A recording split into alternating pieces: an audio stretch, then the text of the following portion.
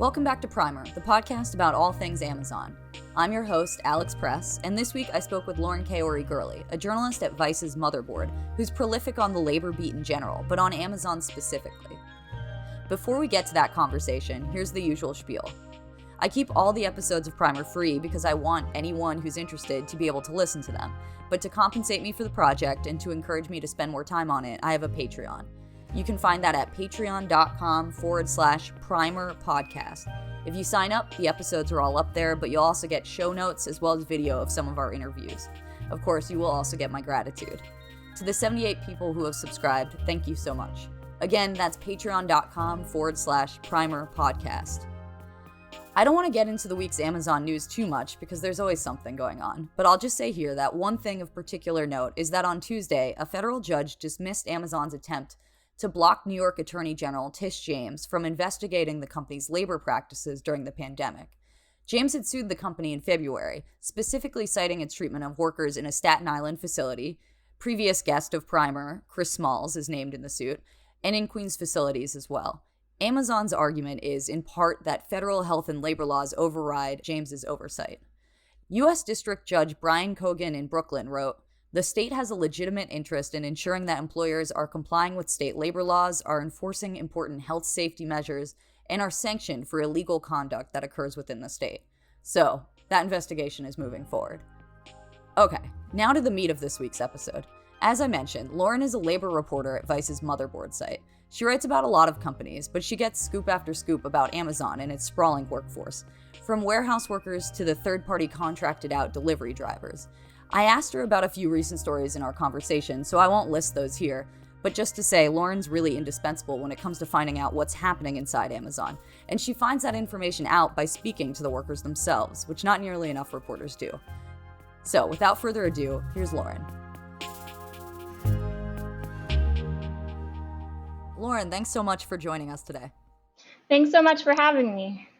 Yeah, so you write a lot about Amazon, not only Amazon, but as a labor reporter, Amazon comes up all the time, for me and for you as well. And one of your most recent stories I wanted to talk to you about is a finding about someone that we've had on the show before, Christian Smalls. He's part of this independent union effort at JFK in Staten Island.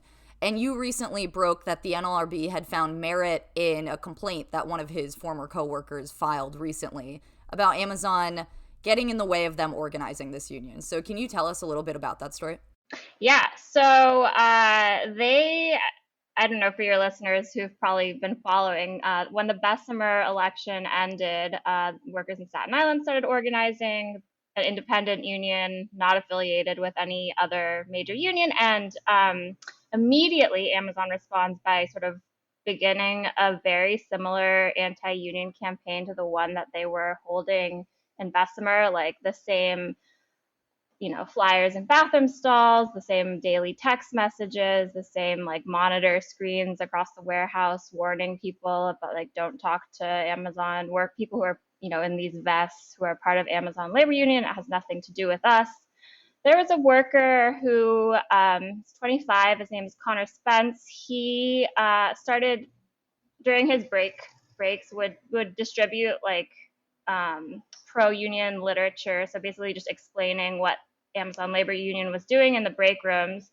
And he would also would sort of leave out copies of an NLRB charge that Amazon had to post in its Queen warehouse where it already got in trouble. And he was being careful to follow like social distancing guidelines. Anyway, a security guard comes in one day in May, tells him he can't do that. He can't, distribute those flyers, and also the guy confiscates them. And Connor tells me that he asked for them back, and the guy was like, no.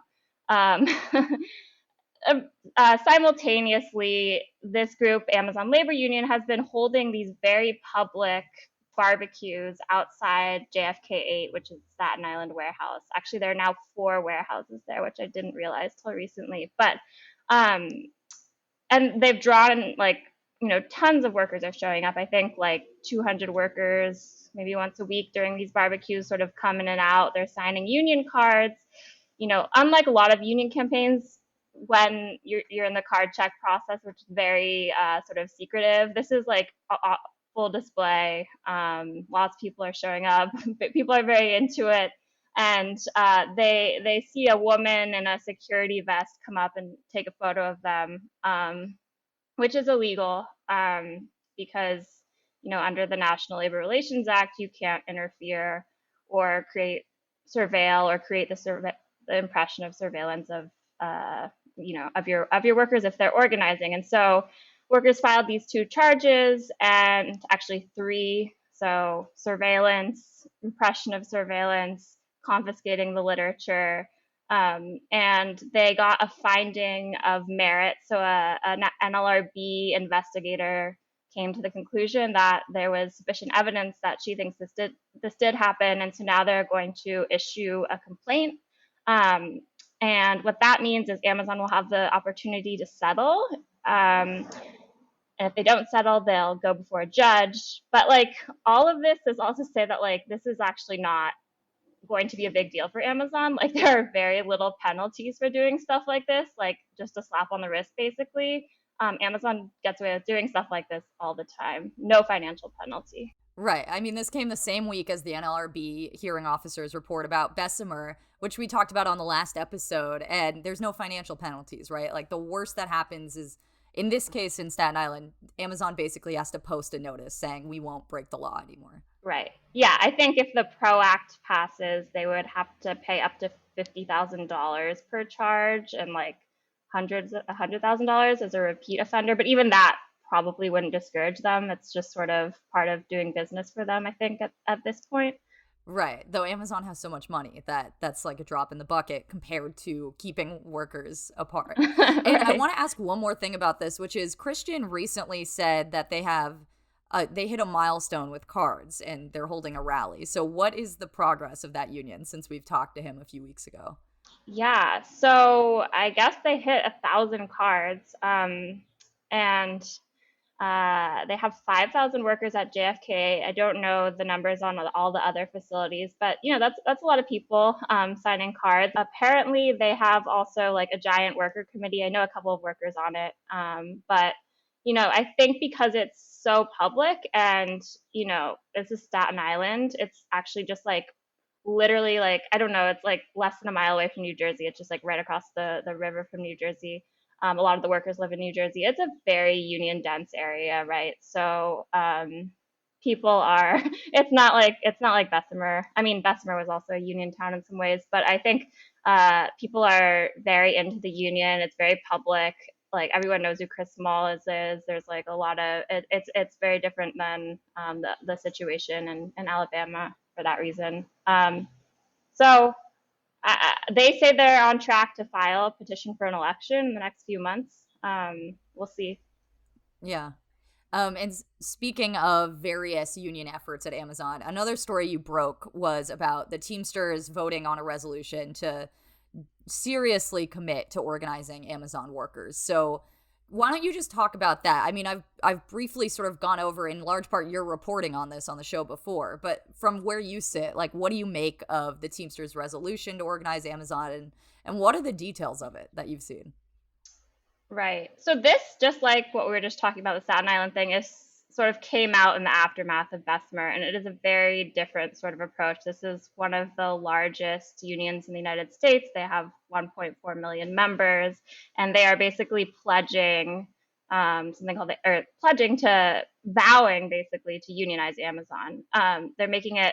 They wrote a resolution that was voted on at their convention in June, basically to say, like, our top priority going forward.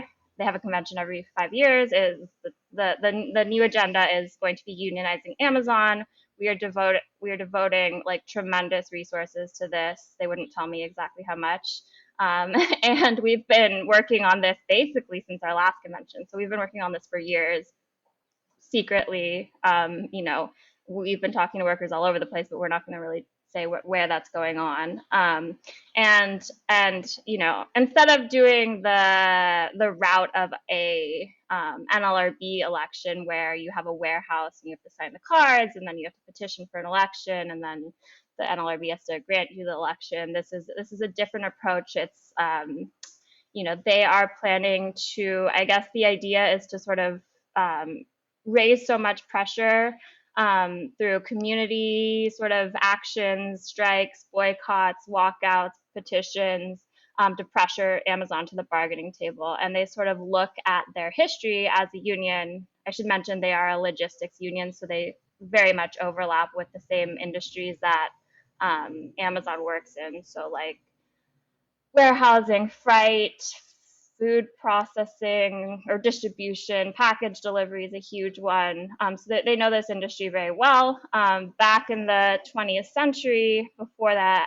early 20th century, before the National Labor Relations Act was passed, workers couldn't vote to form unions. And so they're sort of going back to that approach where, they had to do sort of like pressure campaigns, actions in the streets, sort of organizing like across different sectors, and so that's the approach they're taking. And they said they're not against doing elections. They said, well, when we saw Bessemer, we had already decided, like we could have done what happened in Bessemer, but we like strategically thought that was probably not the best route.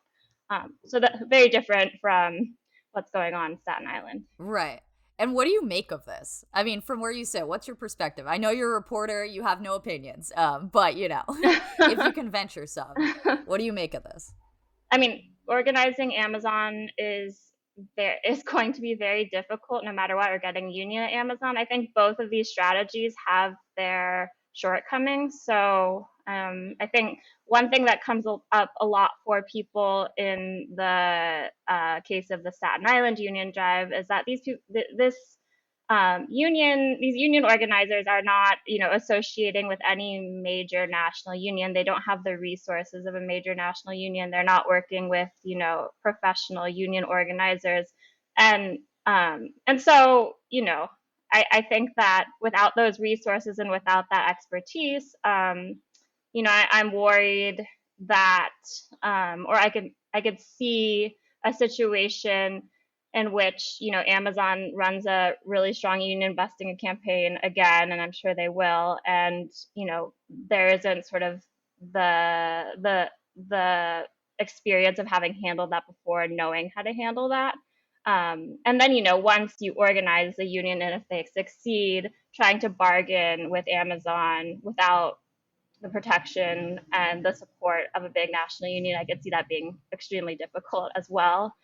Because, just because you want a union election doesn't mean like Amazon's going to bargain with you and sit down. They could try to decertify you or do a million different other things. In terms of the Teamsters, I think the thing people are like, generally the sense I get is that people are very excited about this strategy. The question is like, how do you measure success, sort of, maybe? Like, it might, like it in a certain way, like having strikes or doing sort of like big media friendly like events that get like lots of coverage might look good, but if you're not like winning warehouse by warehouse, like how do you sort of judge success? And I think like that might be hard to see like what they can actually do. Ideally, I think what they're imagining they can do is like they are so embedded in all these industries that they're studying Amazon's sort of logistics chain that they're looking for strategic choke points where if they coordinated strikes, like they could sort of bring Amazon to its knees. I think that's the ultimate goal. Right. The thing about the Teamsters is it reminds you that like even though Amazon is this sort of newfangled tech company and stuff, it's actually just about guys in trucks. And if they stop driving the trucks, then Amazon stops making any money.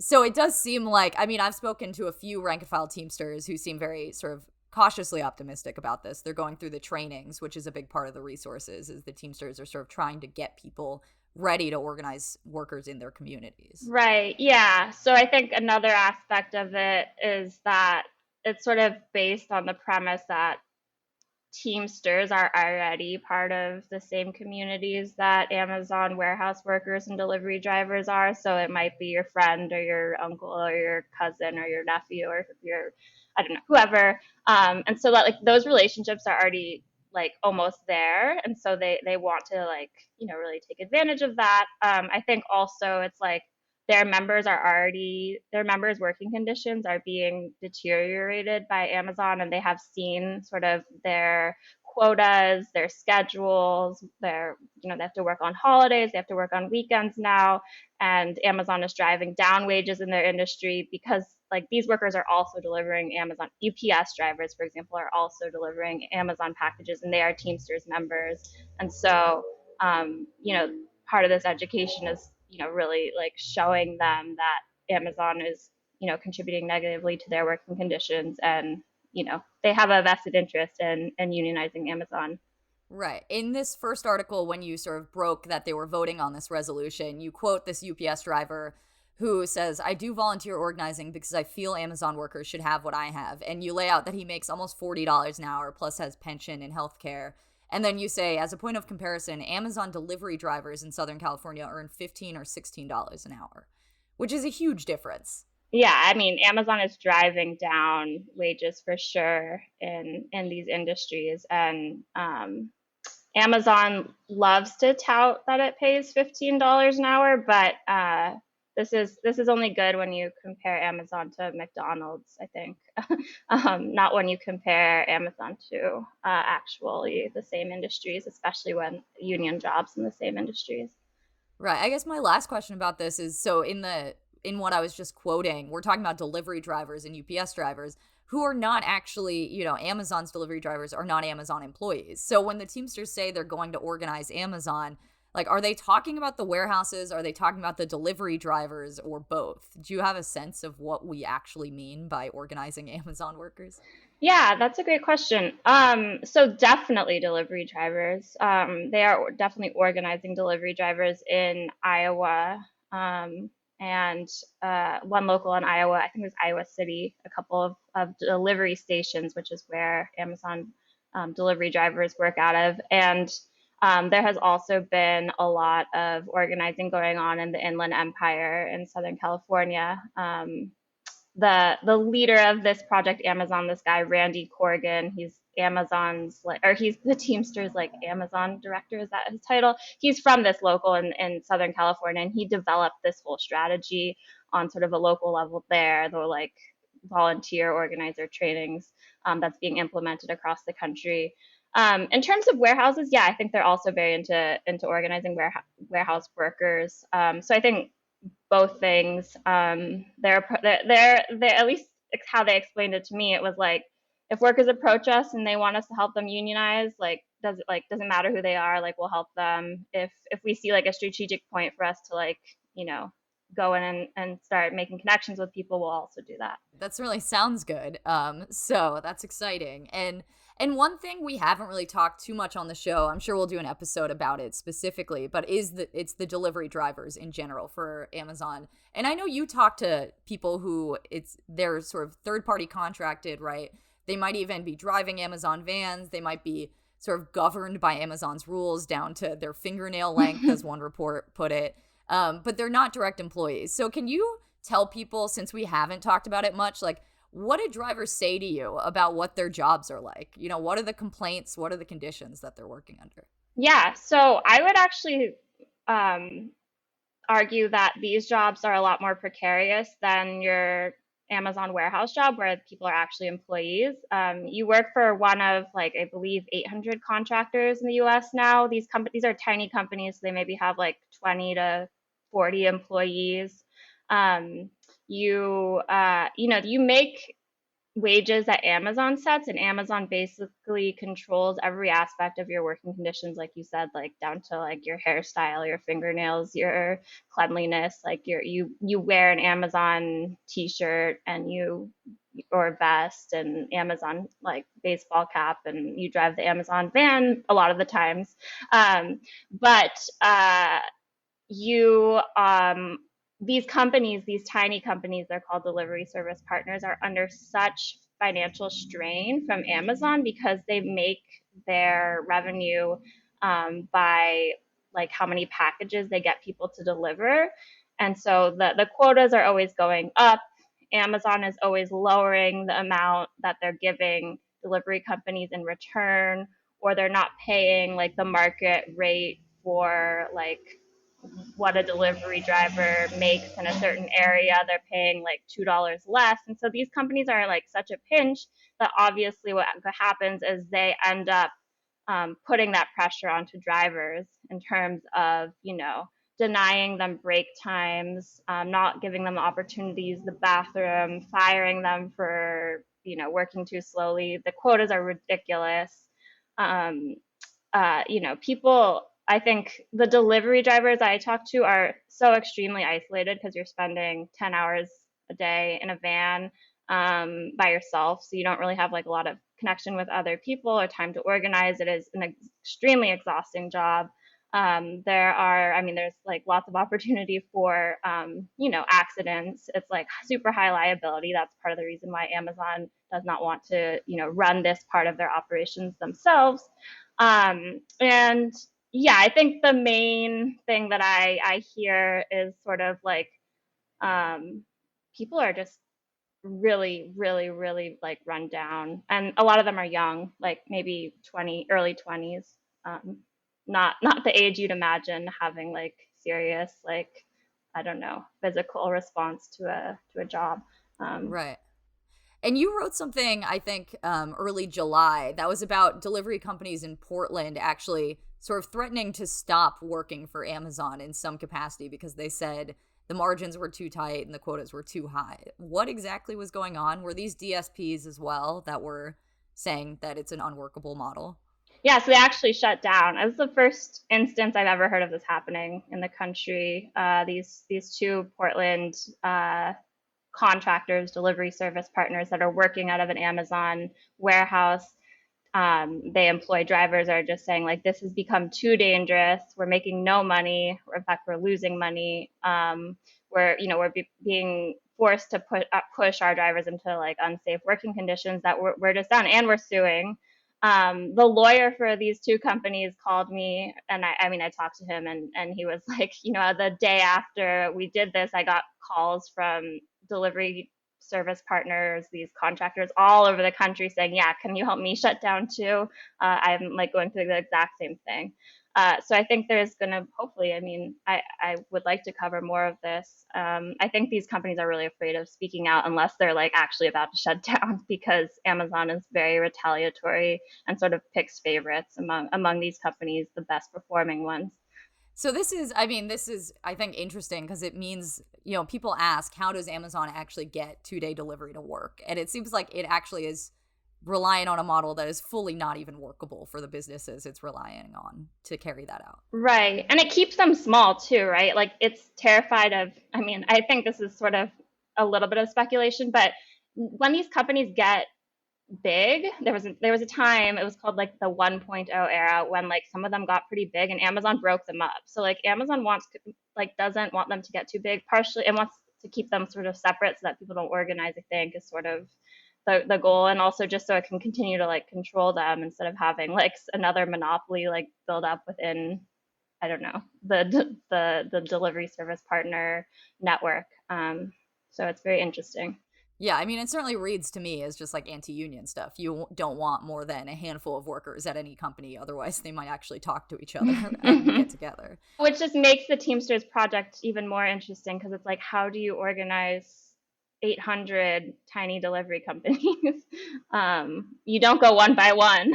Right. That was part of what I was asking is like, how do you do that? And also even legally, right? They can't, this is part of it. Certainly in the past, when I've talked to people who, for example, were organizing unions as like security guards for Facebook, their big demand was like, we just want to be able to bargain with Facebook, but we can't because they're not our employer. And meanwhile, our employer can turn around and say like, well, we have no money. It's up to Facebook. And so it is a built-in wall against having any sense of liability or obligation to the workers. Yeah, for sure. So yeah, I don't know what the strategy is on that, but we shall see. The last story I wanted to ask you about was, in part, it's because of the day that you published it. So a couple weeks ago, Bezos went to space. I scare quotes around this. It wasn't really space. But on that same day, you published an article about Patty Hernandez, who is a 23-year-old Amazon warehouse worker in Tracy, California, who miscarried after asking her manager and HR at Amazon to give her lighter duty because she was pregnant. So can you tell people a little bit about what happened and how, is this legal? How is Amazon sort of treating people who are pregnant? Yeah. So this isn't the first time I've heard of women who are pregnant having extreme difficulty getting accommodations. But the case of Patty, she was a packer, like you mentioned, and Tracy. She got pregnant, and I think immediately, she was like 5 weeks pregnant. She told her manager, "Hey, could you?" I mean, she's doing like pretty heavy lifting like 15 to 50 pound um, totes off conveyor belts, which I think isn't necessarily a situation which all workers would get accommodations, but her doctor gave her a note. Her manager said, no, you got to talk to HR. She tells HR, our HR is like, why do you need accommodations? Like totally not responsive.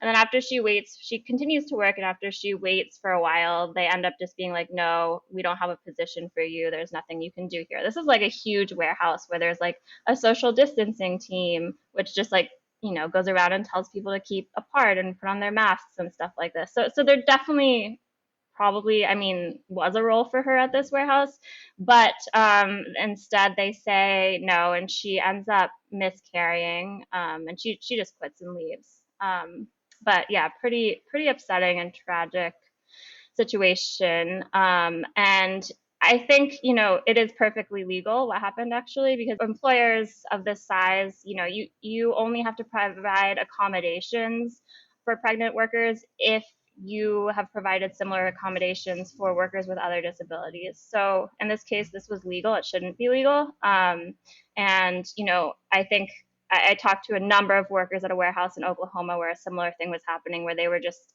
literally one woman was evicted 2 times, but she had been waiting for months to get accommodations. And I'm not really sure what the problem is. I think it's like HR is like, in most of the cases I've talked to workers, like their HR system is like really messy, not like streamlined or like sort of, it just feels like arbitrary. Like sometimes workers get accommodations, sometimes they don't when they're pregnant. So, as we've now clearly demonstrated, you're writing about all parts of Amazon's company as far as the working conditions. And, you've been doing that for a while and you're very prolific. I mean, I constantly am citing your reporting on the show and in my own writing. And so I'm just curious, like, if you take a step back, what do you think about Amazon and where do you think it's going particularly as far as how it treats its workers going forward? Gosh, I feel like I need to take a step back. I don't really do that very often, just because I'm so like embedded in like random, very specific parts of things. But so I started covering Amazon in August of 2019. At that point, it was a lot smaller company, and at that point, there were like little pockets of workers organizing. Like there would be like an occasional walkout in Minnesota or in Sacramento. And the response to those like little walkouts or petitions was like massive. Like if that happened, like all of Twitter would like go crazy because it had never happened before. Still, like the main sort of feeling I got when I was like looking, I mean, do most of my reporting by like going through workers Facebook group, like private Facebook groups for Amazon delivery drivers or Amazon warehouse workers, Reddit forums, sort of trying to figure out what people are saying on the ground. And I think the general situation back then was like sort of fear, desperation, no organizing really, like no one really even talking about it that much. When the pandemic hit, that totally changed. And all of a sudden, it felt like there were like walkouts like every day in like April or March and April and May. Lots of people were organizing. Everyone was willing to go on the record with me with their name, which never happened. Before it was really hard to get people to talk. So the pandemic really like propelled something. And then, obviously then there was Bessemer, which was the first union election in the history of Amazon at a warehouse in the US. So it sort of like culminated with that, which was like it was like a huge national news story, even though they lost. And I think a lot of people were expecting another outcome. So I think we're now at a stage where we have all these like bigger things going on, like the Teamsters thing. There are, not just this group in Staten Island, but there are groups all over the country that are sort of small and independent and thinking about organizing or actually organizing. So I sort of, in terms of the organizing piece, I think things are like way different than when I started just 2 years ago. Like there is so much more going on. I guess that's my main sort of feeling. Like I expect to see a lot more. Like I don't know what the Teamsters are planning, but I'm sure they're going to be planning a lot of different things in terms of work stoppages, strikes. Like I don't know how big these work stoppages will get, but I think we're headed in sort of a direction of seeing more and more of that. Lauren, is there anything else that you would want people to know about Amazon or your work and what people are dealing with at the company? I guess one thing I've been thinking a lot about recently is, which is totally random, I just have been thinking about it a lot, is like the housing insecurity piece. Maybe, I don't know if you've talked about it at all, but there are a lot of homeless Amazon warehouse workers especially in like expensive cities like New York. I have heard rumors, and I have not confirmed them, that there are 100 homeless Amazon warehouse workers at Staten Island. People sleep in the parking lots there. It's like this just sort of crazy world that we live in, where this company is saying that it pays workers really well, but they can't afford housing in cities. And then on the flip side, I think even in Bessemer or Alabama, like people were struggling to pay rent as well. So yeah, I guess it's obvious, but I would I think that the idea that Amazon is going to bring something good to a community is something that a lot of workers I've talked to, especially in Alabama, like genuinely felt and then felt let down by. So yeah, but beyond that, I'm sure there are other things, but that's it for the moment. That is totally okay. I think I've kept you long enough. So I just want to thank you so much for coming on to talk to us. Like I've said, Lauren is a prolific reporter, and you can find her at Vice's Motherboard. Lauren, carry on with the reporting. It's been great talking to you. Yeah, thank you so much for having me. I really appreciate it. Thanks as ever to my producer, Sarah Hurd, to Jacobin, to Lauren for coming on the show, and to Nate Roos for the music. Talk to you all next week. Bye.